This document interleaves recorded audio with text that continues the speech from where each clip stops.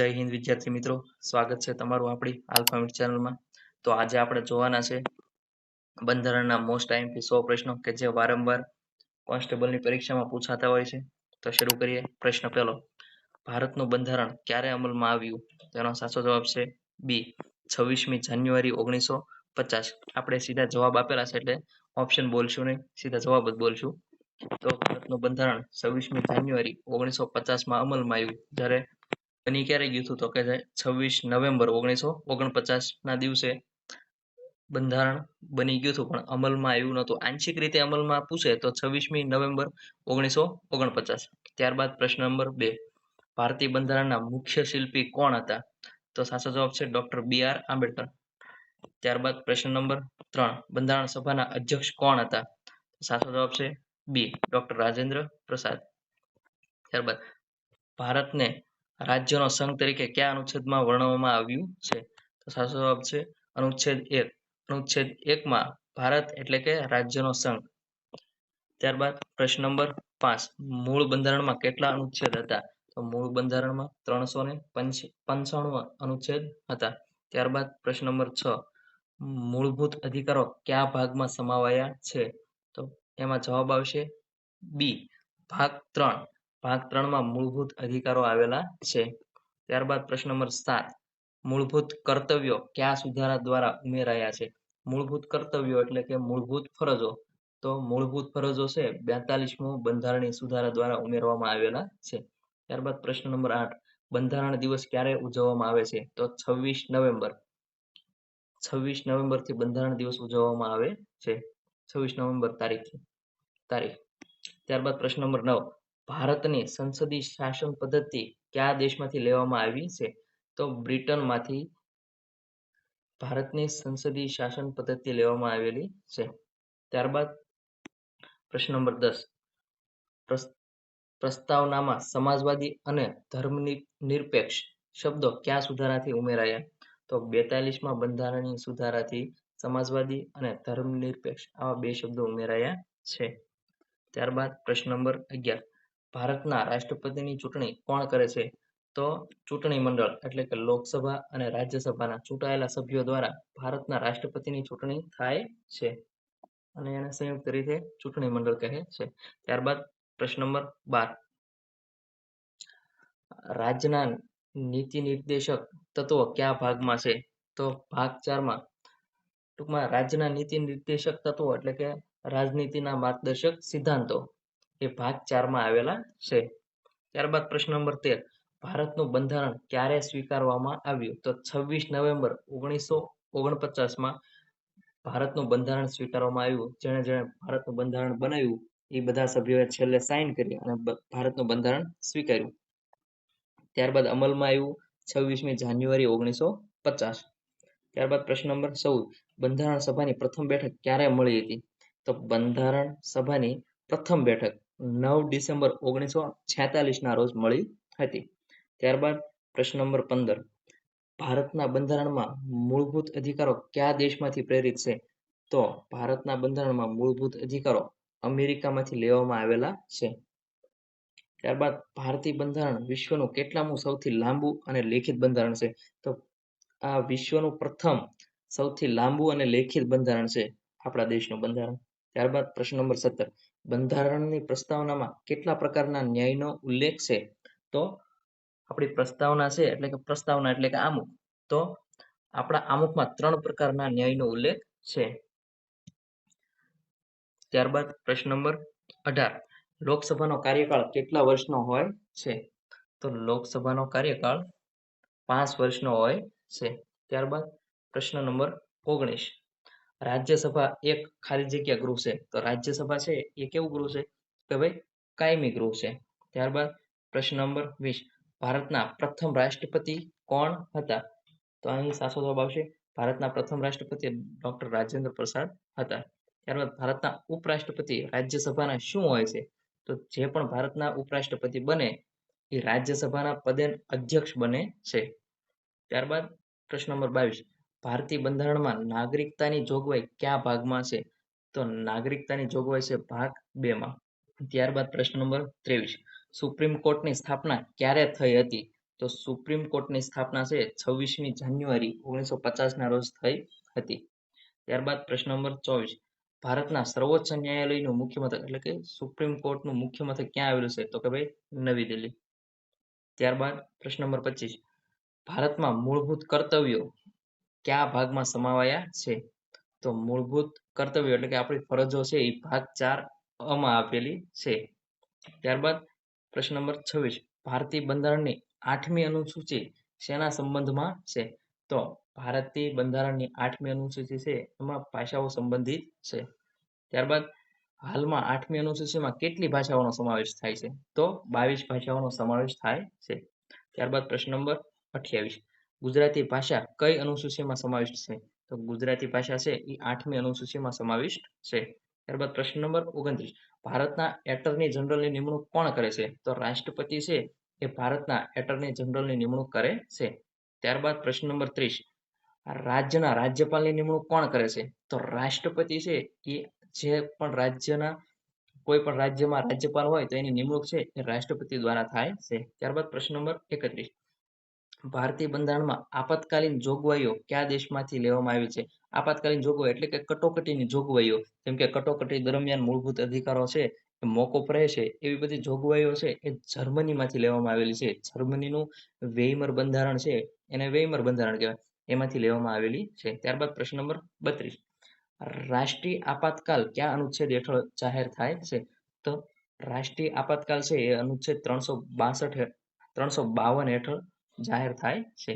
ત્યારબાદ પ્રશ્ન નંબર 33, રાજ્યમાં રાષ્ટ્રપતિ શાસન કયા અનુચ્છેદ હેઠળ લાગુ થાય છે? તો રાષ્ટ્રપતિ શાસન છે એ અનુચ્છેદ 356 હેઠળ લાગુ થાય છે. ત્યારબાદ નાણાકીય આપાતકાલ, આપાતકાલ એટલે કટોકટી, રાષ્ટ્રપતિ શાસન જે 356 અનુસાર, જ્યારે નાણાકીય કટોકટી છે એ 360 અનુસાર જાહેર થાય છે. ત્યારબાદ પ્રશ્ન નંબર 35, બંધારણમાં સુધારો કરવાની જોગવાઈ કયા અનુચ્છેદમાં છે? તો અનુચ્છેદ 368 મુજબ બંધારણમાં સુધારો થઈ શકે છે. ત્યારબાદ પ્રશ્ન નંબર 36, મતદાનની લઘુત્તમ ઉંમર કેટલી છે? તો કે ભાઈ 18 વર્ષ છે એ મતદાનની લઘુત્તમ ઉંમર છે. ત્યારબાદ 37, પહેલા મતદાનની ઉંમર હતી 21, હવે 21 થી 18 વર્ષ કયા સુધારા દ્વારા કરવામાં આવી? તો 61મો બંધારણીય સુધારા દ્વારા રાજીવ ગાંધીજીના સમયમાં મતદાનની ઉંમર હતી એ 21 વર્ષથી 18 વર્ષ કરવામાં આવી હતી. ત્યારબાદ પ્રશ્ન નંબર 38, પંચાયતી રાજને બંધારણીય દરજ્જો કયા સુધારાથી મળ્યો? તો 73મો બંધારણીય સુધારા દ્વારા પંચાયતી રાજને બંધારણીય દરજ્જો આપવામાં આવ્યો. ત્યારબાદ 39મો પ્રશ્ન છે, નગરપાલિકાઓને બંધારણીય દરજ્જો 74મા બંધારણીય સુધારા દ્વારા મળ્યો. ત્યારબાદ પ્રશ્ન નંબર 40, ભારતનું ચૂંટણી પંચ એક ખાલી જગ્યા સંસ્થા છે, તો એ કેવી છે? બંધારણીય સંસ્થા છે. ચૂંટણી પંચ છે એ બંધારણીય સંસ્થા છે. ત્યારબાદ પ્રશ્ન નંબર 41, ભારતના ચૂંટણી પંચનો ઉલ્લેખ અનુચ્છેદ 324માં આપેલો છે. ત્યારબાદ પ્રશ્ન નંબર 42, ભારતના નિયંત્રક અને મહાલેખા પરીક્ષક એટલે કે કેગ, કમ્પ્ટ્રોલર એન્ડ ઓડિટર જનરલ નો ઉલ્લેખ કયા અનુચ્છેદમાં છે? તો અનુચ્છેદ 148માં કેગનો ઉલ્લેખ આપેલો છે. ત્યારબાદ પ્રશ્ન નંબર 43, નાણાં પંચ ફાઇનાન્સ કમિશન કયા અનુચ્છેદ હેઠળ રચાય છે? તો 280 અનુચ્છેદમાં નાણાં પંચની આપેલું છે. ત્યારબાદ પ્રશ્ન નંબર 44, ભારતના પ્રથમ મુખ્ય ચૂંટણી કમિશનર કોણ હતા? તો સુકુમાર સેન છે એ ભારતના પ્રથમ મુખ્ય ચૂંટણી કમિશનર હતા. અને કોમેન્ટ કરજો કે હાલ મુખ્ય ચૂંટણી કમિશનર કોણ છે. ત્યારબાદ પ્રશ્ન નંબર 45, લોકસભા માટે સભ્યોની મહત્તમ સંખ્યા કેટલી હોઈ શકે? તો લોકસભામાં 552 સભ્ય સંખ્યા હોઈ શકે, વધુમાં વધુ એટલી હોઈ શકે. ત્યારબાદ પ્રશ્ન નંબર 46, રાજ્યસભાના સભ્યોની મહત્તમ સંખ્યા 250 હોઈ શકે છે. ત્યારબાદ 47, ભારતના વડાપ્રધાનની નિમણૂક કોણ કરે? તો વડાપ્રધાનની નિમણૂક છે એ રાષ્ટ્રપતિ કરે છે. ત્યારબાદ પ્રશ્ન નંબર 48, મંત્રીમંડળ સામૂહિક રીતે કોના પ્રત્યે જવાબદાર હોય છે? તો લોકસભા પ્રત્યે મંત્રીમંડળ સામૂહિક રીતે જવાબદાર હોય છે. ત્યારબાદ પ્રશ્ન નંબર 49, ભારતના સંસદના કેટલા અંગો છે? તો ભારતના સંસદના કેટલા? 3 અંગો છે. પ્રશ્ન નંબર 50, સંસદના 3 અંગ ક્યાં ક્યાં છે? તો કે ભાઈ રાષ્ટ્રપતિ, લોકસભા અને રાજ્યસભા ત્રણે થઈને ભારતના અંગો છે. ભારતની સંસદના અંગો છે. તો ભારતની સંસદના મુખ્ય 3 અંગો, જેમાં લોકસભા, રાજ્યસભા અને એક રાષ્ટ્રપતિ. ત્યારબાદ પ્રશ્ન નંબર 51, રાજ્યસભા ક્યારે વિસર્જિત થતી નથી? સાચું છે કે ખોટું? તો કે ભાઈ વિધાન કેવું છે? સાચું. રાજ્યસભા ક્યારેય વિસર્જિત થતી નથી. જ્યારે લોકસભા છે એ 5 વર્ષે વિસર્જિત થાય છે.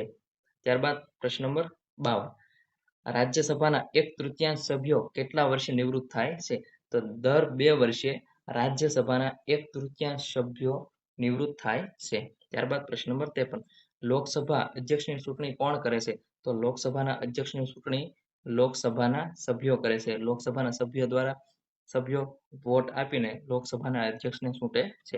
ત્યારબાદ પ્રશ્ન નંબર 54, ભારતના સર્વોચ્ચ ન્યાયાલયના ન્યાયાધીશોની નિમણૂક કોણ કરે છે? એટલે કે સુપ્રીમ કોર્ટના ન્યાયાધીશોની નિમણૂક કોણ કરે? તો કે ભાઈ રાષ્ટ્રપતિ. પ્રશ્ન નંબર 55, હાઈકોર્ટના ન્યાયાધીશોની નિવૃત્તિની ઉંમર કેટલી હોય છે? તો 62 વર્ષ છે ત્યારે હાઈકોર્ટના ન્યાયાધીશો નિવૃત્ત થાય છે. જ્યારે સર્વોચ્ચ ન્યાયાલય એટલે કે સુપ્રીમ કોર્ટના ન્યાયાધીશો છે એ 65 વર્ષે નિવૃત્ત થાય છે. ત્યારબાદ 57, બંધારણની 9મી અનુસૂચિ કયા સુધારાથી ઉમેરવામાં આવી હતી? તો પ્રથમ સુધારા દ્વારા બંધારણની 9મી અનુસૂચિ ઉમેરવામાં આવી હતી. ત્યારબાદ પ્રશ્ન નંબર 58, શિક્ષણનો અધિકાર મૂળભૂત અધિકાર કયા સુધારાથી બન્યો? તો 86મા બંધારણીય સુધારા દ્વારા શિક્ષણનો અધિકાર છે એ મૂળભૂત અધિકાર બન્યો. ત્યારબાદ 59મો પ્રશ્ન, શિક્ષણનો અધિકાર કયા અનુચ્છેદમાં છે? તો અનુચ્છેદ 21A. અનુચ્છેદ 21A માં શિક્ષણનો અધિકાર છે.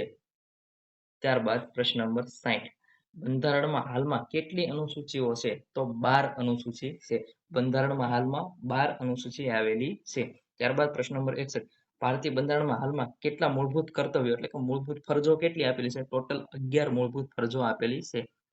મૂળ બંધારણમાં એક પણ મૂળભૂત ફરજ હતી નહીં, પાછળથી ઉમેરવામાં આવી. ત્યારબાદ પ્રશ્ન નંબર 62, મૂળભૂત ફરજો કયા અનુચ્છેદમાં આપવામાં આવ્યા છે?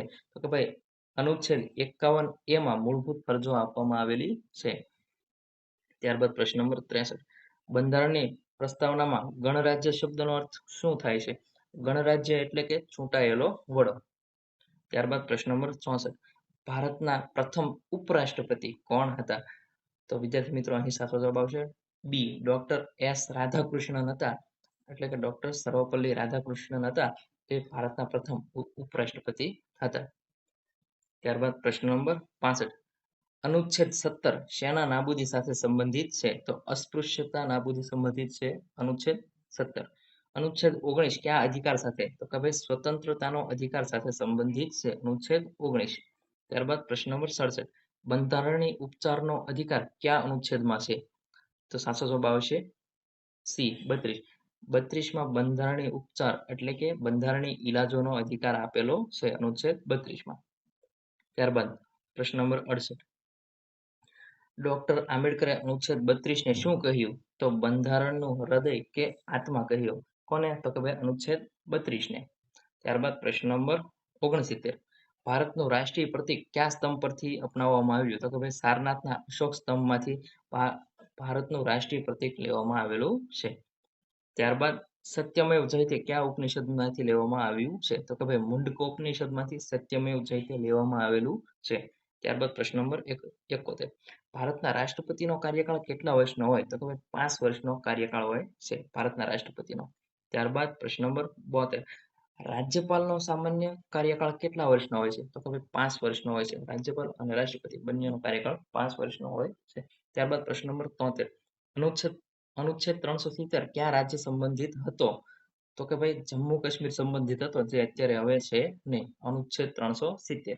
ત્યારબાદ પ્રશ્ન 74, પંચાયતી રાજની ભલામણ કઈ સમિતિએ કરી? તો કે ભાઈ બલવંતરાય મહેતા સમિતિએ પંચાયતી રાજની ભલામણ કરી. ત્યારબાદ પ્રશ્ન નંબર 75, ગ્રામ પંચાયતનો વડો કોને કહેવાય? તો કે ભાઈ સરપંચ છે એને ગ્રામ પંચાયતનો વડો કહેવાય છે. ત્યારબાદ પ્રશ્ન નંબર 76, ભારત એક ખાલી જગ્યા દેશ છે. તો ભાઈ સંઘીય દેશ છે, સંઘનો બનેલો દેશ છે. ત્યારબાદ પ્રશ્ન નંબર 77, 7મી અનુસૂચિમાં કેટલી યાદીઓ છે? તો 7મી અનુસૂચિ છે એમાં 3 યાદીઓ છે. જે 3 યાદીઓ કઈ કઈ છે? તો કે ભાઈ 3 યાદીઓમાં કેન્દ્ર, રાજ્ય અને સમવર્તી યાદી આવેલી છે.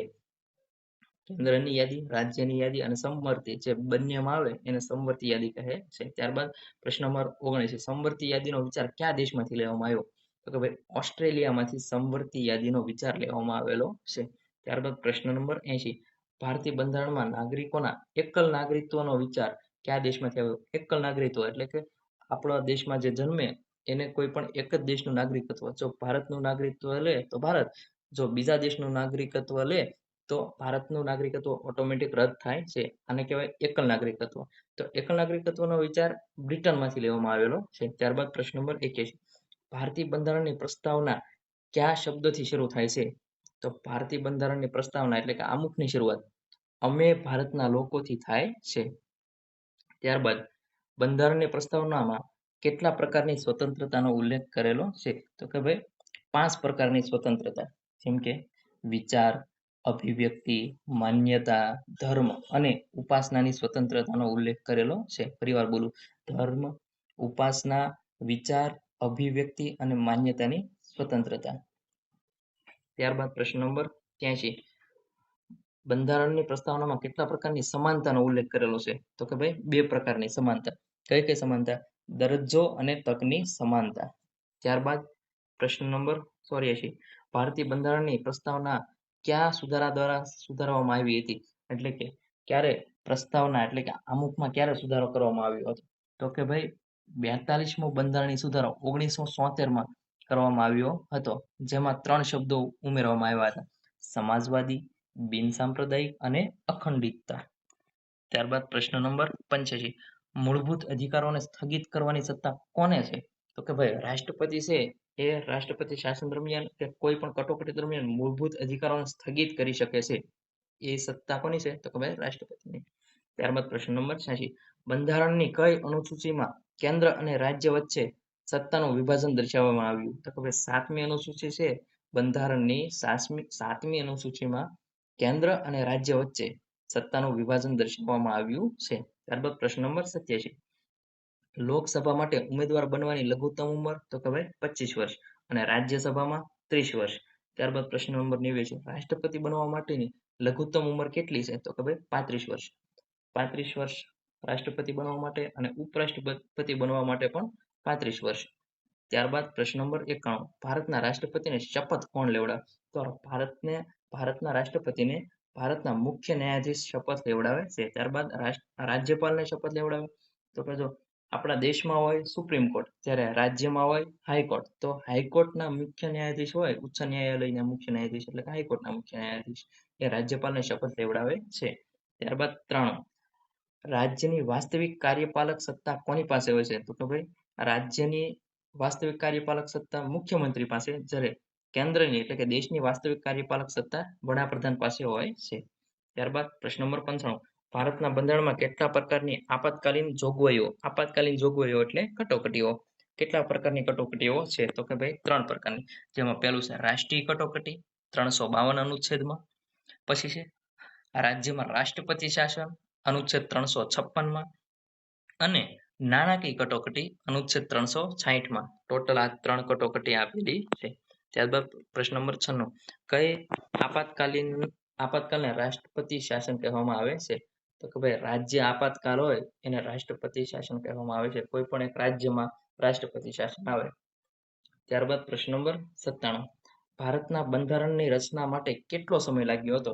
તો બંધારણ બનવા માટે 2 વર્ષ, 11 મહિના અને 18 દિવસ લાગેલા હતા. મોસ્ટ આઈએમપી પ્રશ્ન.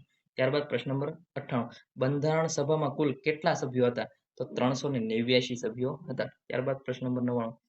ભારતીય બંધારણની રચના દરમિયાન બંધારણ સભાના કાનૂની સલાહકાર કોણ હતા? તો કે ભાઈ BN રાવ, બેનિગલ નરસિંહ રાવ એક કાનૂની સલાહકાર હતા. બંધારણ સભાના કાનૂની સલાહકાર BN રાવ, બેનિગલ નરસિંહ રાવ, ખાસ યાદ રાખવાનું. ત્યારબાદ પ્રશ્ન નંબર 100. ભારતીય બંધારણનું હૃદય અને આત્મા ક્યાં અનુચ્છેદને કહેવામાં આવ્યો? તો કે ભાઈ અનુચ્છેદ 32 ને ભીમરાવ આંબેડકરે ભારતીય બંધારણનું હૃદય કીધું અને આત્મા કહ્યો છે. થેન્ક યુ વિદ્યાર્થી મિત્રો. તો મળીએ પાછા નેક્સ્ટ લેક્ચરમાં. જય હિન્દ, જય ભારત.